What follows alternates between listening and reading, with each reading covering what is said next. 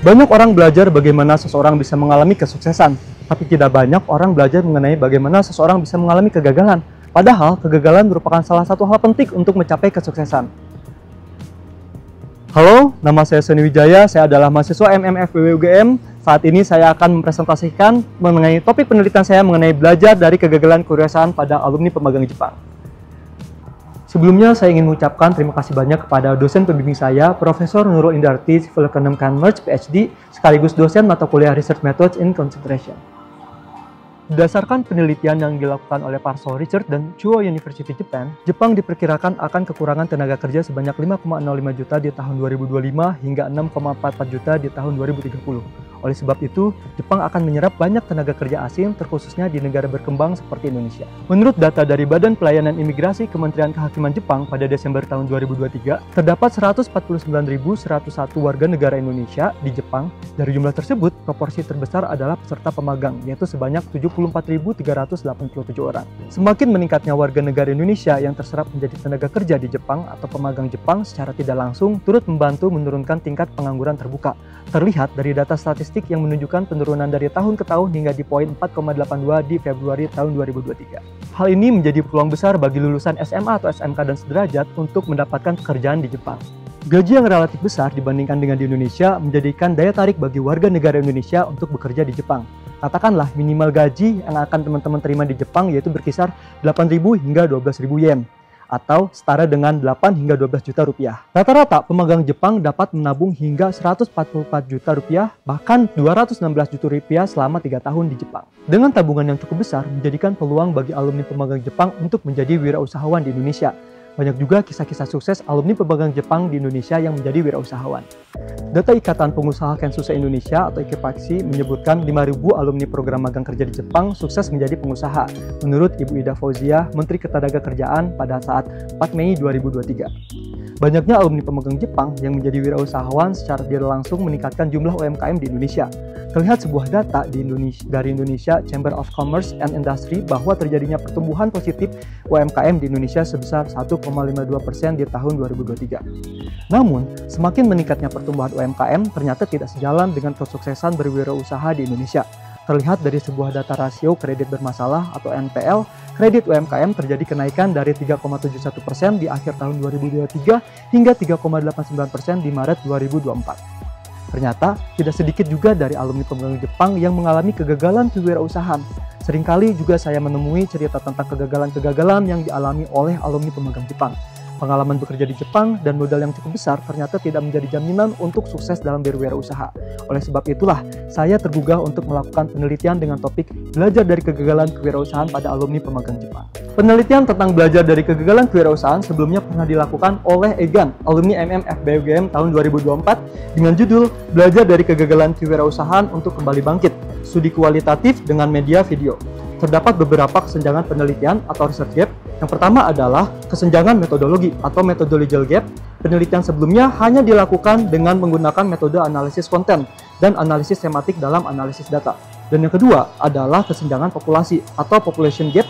Penelitian sebelumnya belum menjangkau kelompok wirausahawan yang merupakan alumni pemegang Jepang. Oleh karena itu, terdapat beberapa kebaruan penelitian yang akan saya lakukan. Yang pertama adalah penggunaan metode triangulasi, yaitu observasi, dokumentasi, dan wawancara.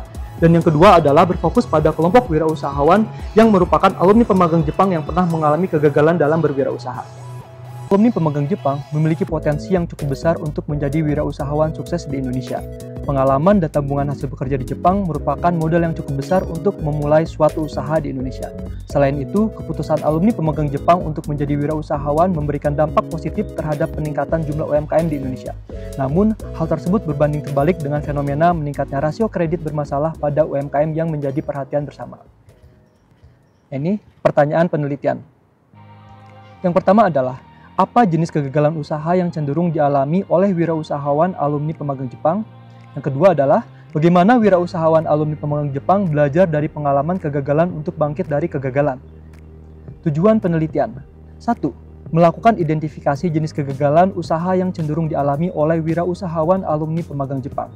2. Mengeksplorasi bagaimana wirausahawan alumni pemegang Jepang yang mengalami kegagalan melakukan pembelajaran dari pengalaman kegagalan untuk bangkit dari kegagalan.